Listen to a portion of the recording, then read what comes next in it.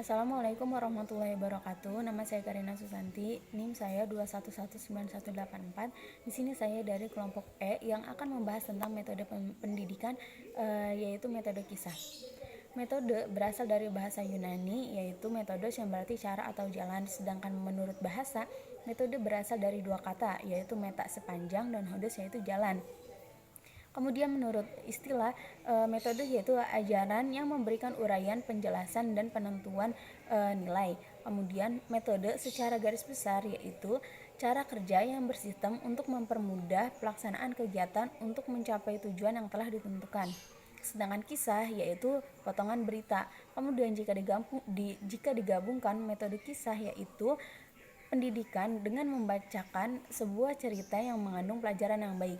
Metode kisah ini dilakukan bertujuan untuk memudahkan pemahaman peserta didik dalam menerima materi pelajaran yang disampaikan oleh pendidik tersebut.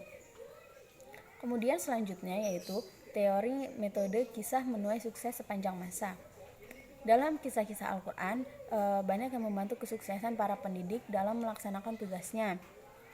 Metode kisah ini dilakukan bertujuan untuk memudahkan pemahaman peserta didik dalam menerima materi pelajaran yang disampaikan serta mengkorelasikan antara materi pelajaran dengan kisah-kisah dalam Al-Quran.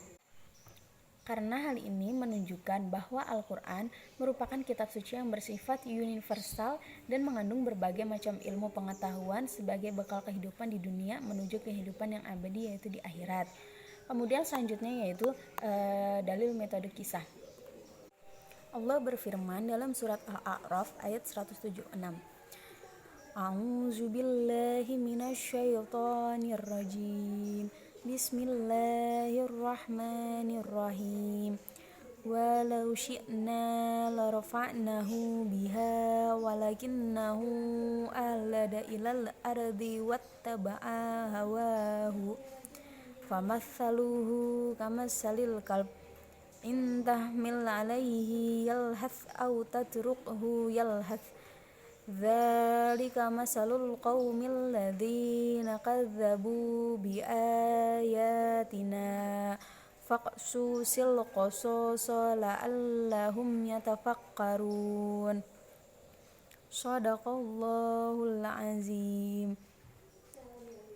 Artinya yaitu, dan kalau kami menghendaki, sesungguhnya kami tinggikan derajatnya dengan ayat-ayat itu, tetapi dia cenderung kepada dunia dan menurutkan hawa nafsunya yang rendah.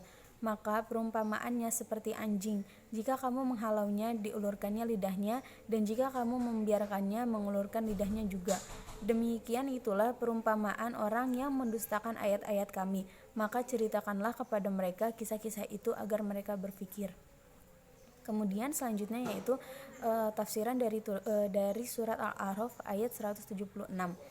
Tafsirannya yaitu tafsir menurut Jalalain, dan kalau kami menghendaki sesungguhnya kami tinggikan dia kepada derajat para ulama dengan ayat-ayat itu seumpamanya kami memberikan taufik atau kekuatan kepadanya untuk mengamalkan ayat-ayat itu. Tetapi dia cenderung yaitu lebih menyukai kepada tanah, yakni harta benda dan duniawi, dan menurutkan hawa nafsunya yang rendah dalam doa yang dilakukannya. Akhirnya kami balik merendahkan derajatnya. Maka perumpamaannya, ciri khasnya yaitu seperti anjing jika kami menghalaunya, mengusirnya dan menghardiknya. Diulurkannya lidahnya menjulur, atau jika kamu membiarkannya dia mengulurkan lidahnya juga. Sedangkan sifat seperti itu tidak terdapat pada hewan-hewan selain anjing. Kedua jumlah syarat menjadi hal ia menjulurkan lidahnya dalam keadaan terhina dalam segala kondisi.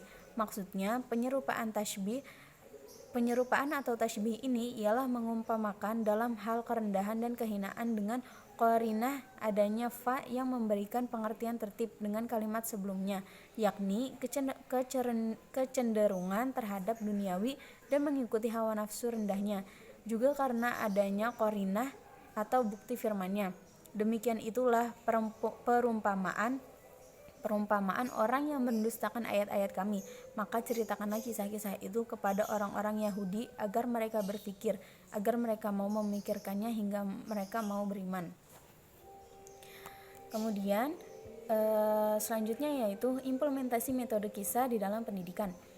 Dalam mengimplementasikan metode bercerita terhadap peserta didik, diupayakan penerapan beberapa langkah untuk mengenalkan kepada peserta didik, yaitu yang pertama, mempraktekkan perilaku yang terpuji. Yang kedua, membiasakan dengan pembiasaan perilaku yang terpuji. Kemudian selanjutnya yaitu membiasakan memberikan nasihat sesuai daya tangkap anak didik. Kemudian dengan demikian dapat dipahami bahwa metode bercerita dapat disampaikan secara bertahap diberi pemahaman kepada peserta didik untuk belajar dari pengalaman berdasarkan cerita.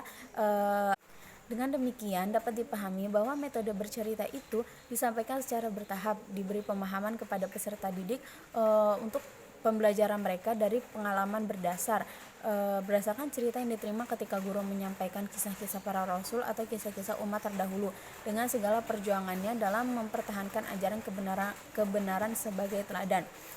Baik, mungkin itu saja yang bisa saya sampaikan, kurang lebihnya mohon maaf. Wassalamualaikum warahmatullahi wabarakatuh.